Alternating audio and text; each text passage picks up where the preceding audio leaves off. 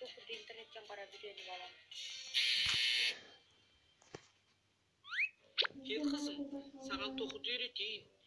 Әже маған токуп үйрөнүүнүн кажети жок. Мен керек кийимимди сатып алам.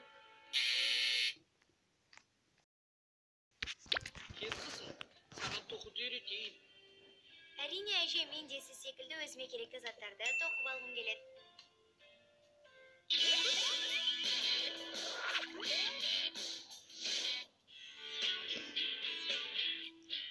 Үнемі үлкен кісілермен бірінші амандасып, саулығын білуіміз қажет. Үлкен кісілерге жол беріп, ұлттық ойындарымызды ұмытпауымыз керек. Ұлттық асымызды дайындауды үйреніп, атамыздың аңыздарын тыңдаған дұрыс. Достар, осы айтқан мысалдарымызды естіп, Орынды шығарасыңдар деп ойлаймыз.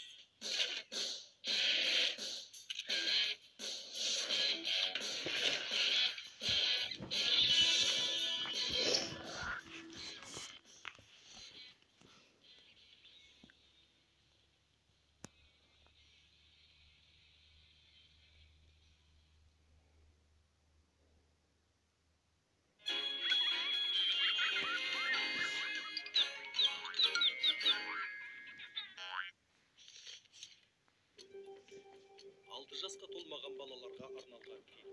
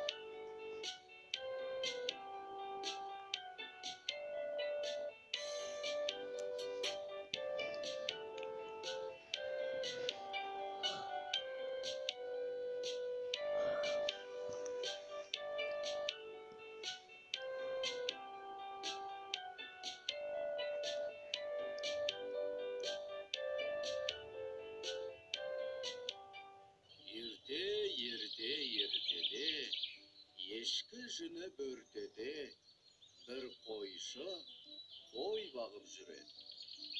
Бір аю түлкіні қуып келеді.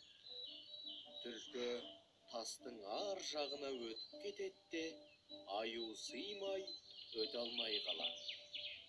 Түлкі аюды мазақ етіп күліп кетеді.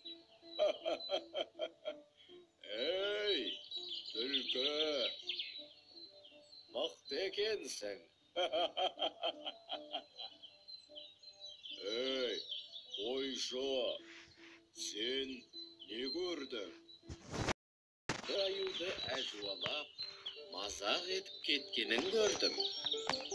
Болды, бар болғаны сол ғана. Бұл туралы жан баласы білмейтін болсын.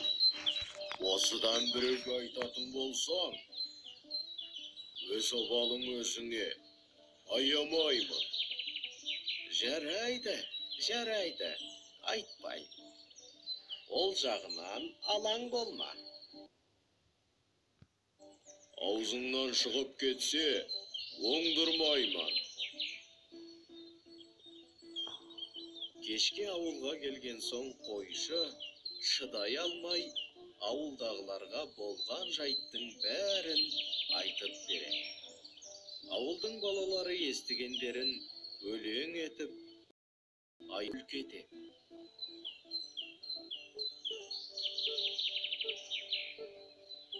Маймақ аю тұтылды, айлакер түлкі құтылды. Анау сол аю ғой, сол болуы керек. Маймақ аю тұтылды, айлакер түлкі құтылды. Ауылдағы бала шағаның мазағына айналған аю ертеңіне қойшыға келеді.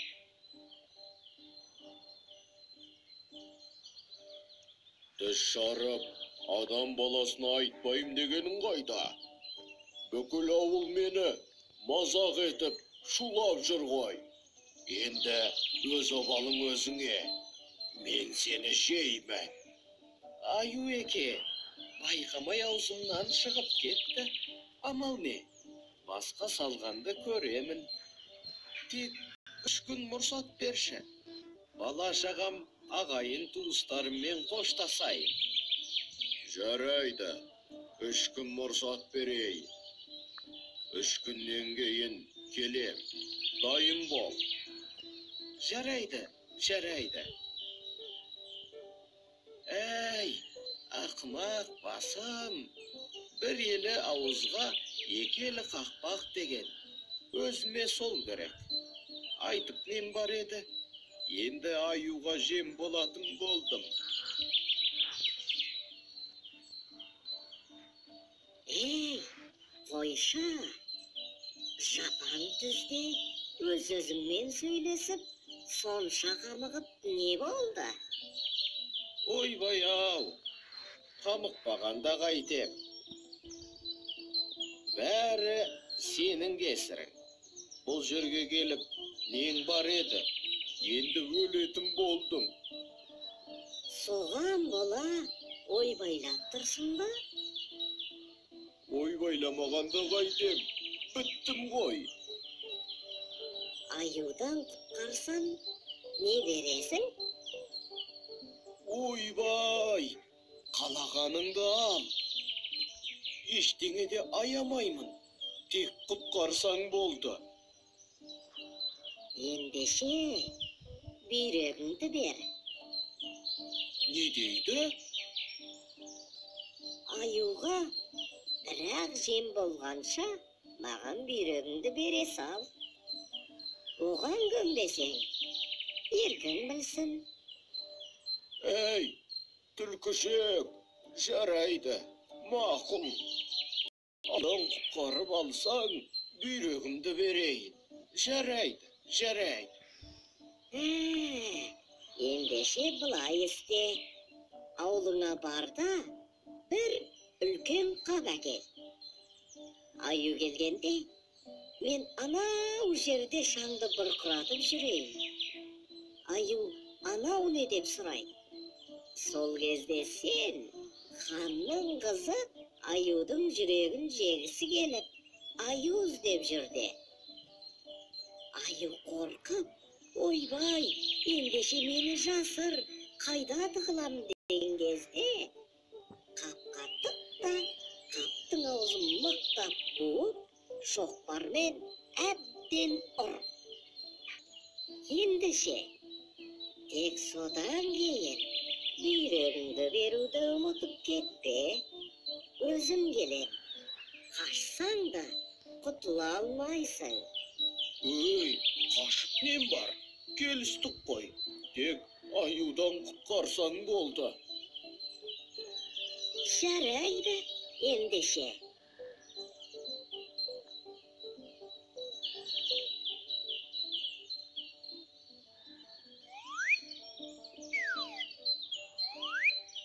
Үш күннен кейін аю келеді.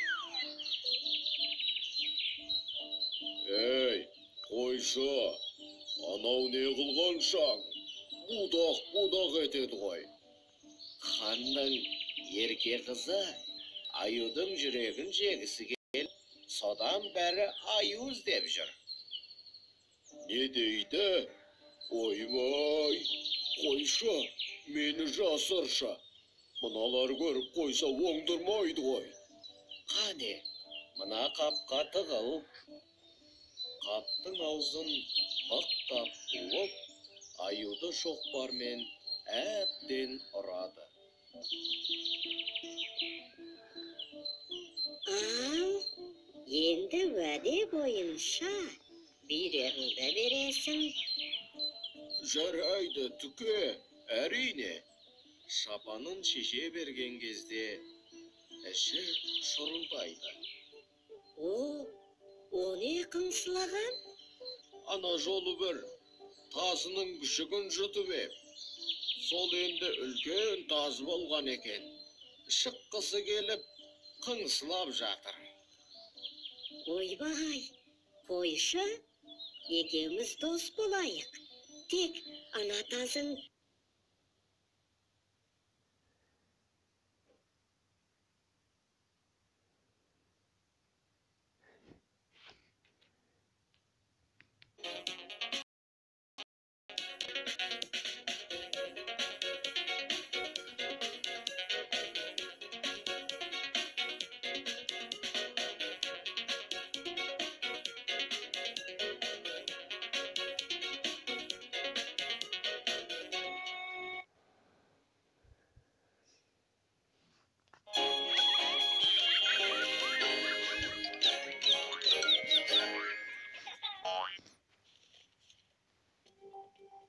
Алты жасқа толмаған балаларға арналған фильм.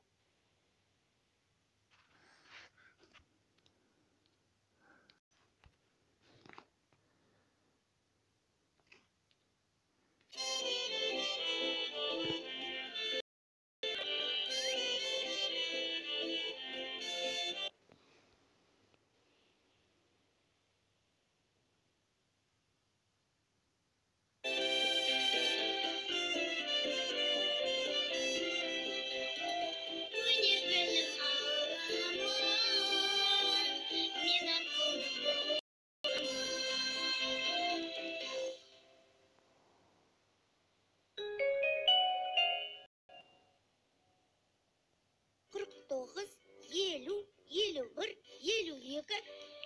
Жұлдыз ақты. Осы аспанда қанша жұлдыз бар екен? Жұлдыз не үшін ағады? Қазір бәрін біліп аламыз.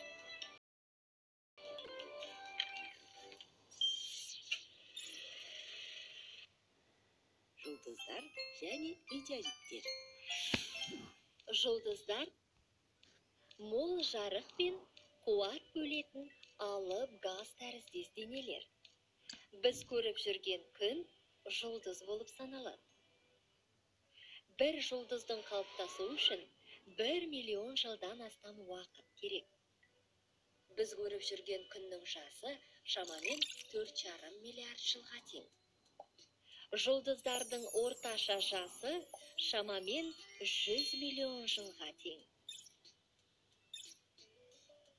Олар қаншалықты үлкен болған сайын, өмірі де соншалықты қысқа болады.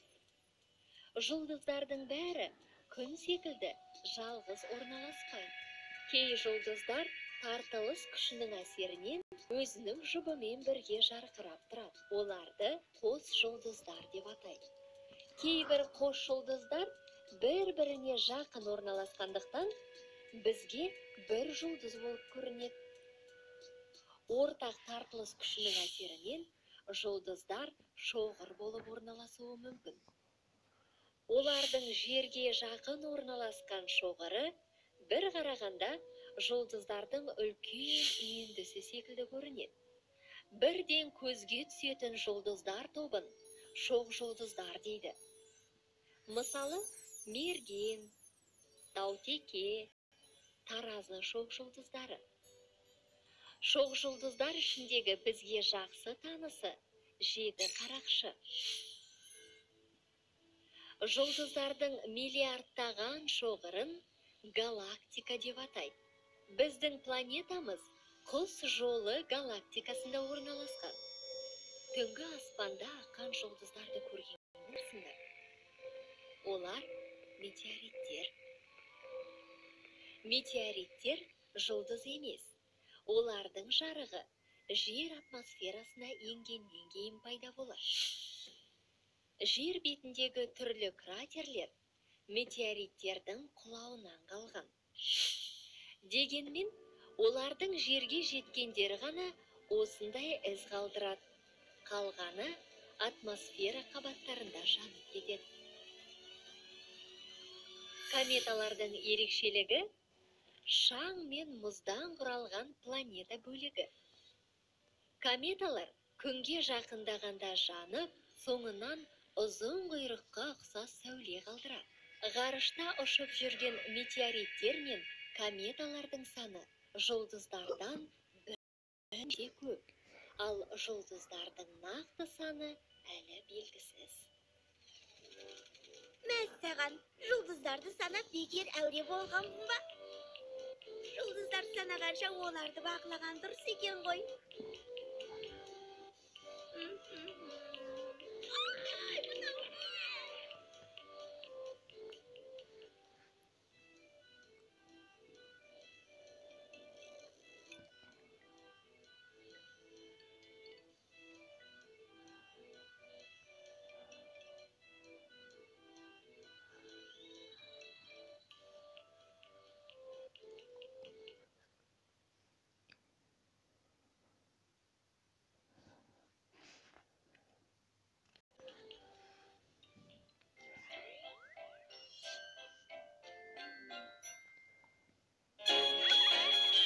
Кішкентай бозығым, бозығым.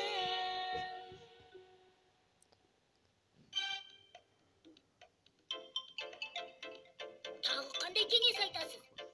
Менің қуатым таусылды. Тез арада қуаттау керек. 3 секундтан соң сөнемін. 3, 2, 1. Қамқор! Ой, енді қайттық. Бұл электронды құрылғы ғой.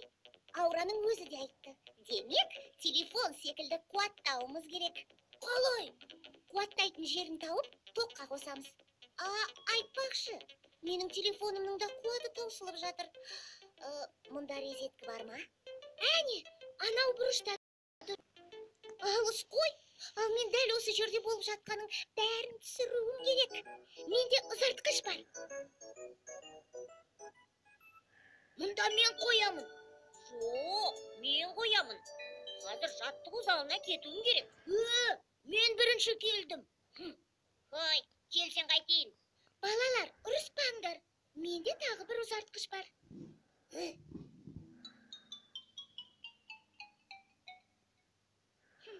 Түсінбедім. Мұнда қуаттайтын жері жоқ қой? Енді қамқорды қалай қуаттаймыз? Балалар, мен кинодан бір ғалымның найзағайды бір құтыға жинап, кейін керегіне қолданғанын көріп едім. Мүмкін біз де солай істеп, қамқорды қуаттап көрерміз, Түсіндім.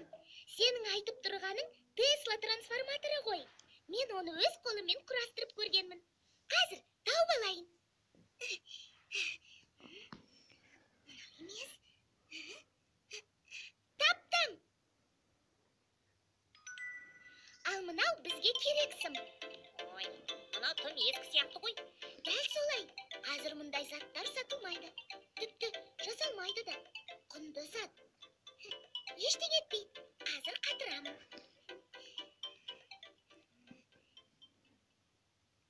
Бұл қауіпті сияқты. Найзағай бізге тиіп кетпей ме? Меніңше ешқандай қауіп жоқ. Дегенмен, онда тұрған не бар? Қазір сондай тамаша құбылыстың куәсі боламыз. Қане, қосыңдар. Жарайды. Қостым.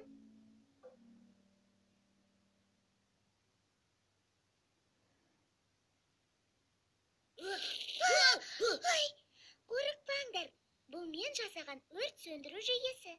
Мен мұны химиядан жасаған тәжірибем сәтсіз болғаннан соң орнатқанмын.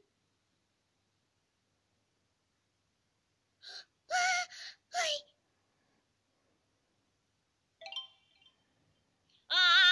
Тығылыңдар! Ой!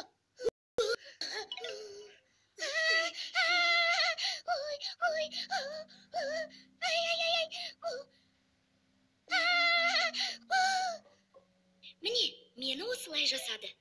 Дәрігердің өзге жұмыстары көп. Сондықтан ол мені біраз уақытқа сөндіріп қойып еді.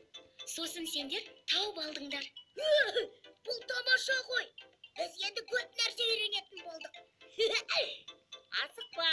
Тіпті осындай робот көмекшіміз болғанның өзінде ақылмен әрекет ету керектігін ұмытпаған жөн. Қараңдар, оянды.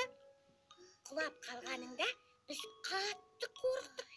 Бірақ қамқор бізге не істеу керегін айтып, дер кезінде көмектесті. Біз барлық резеткі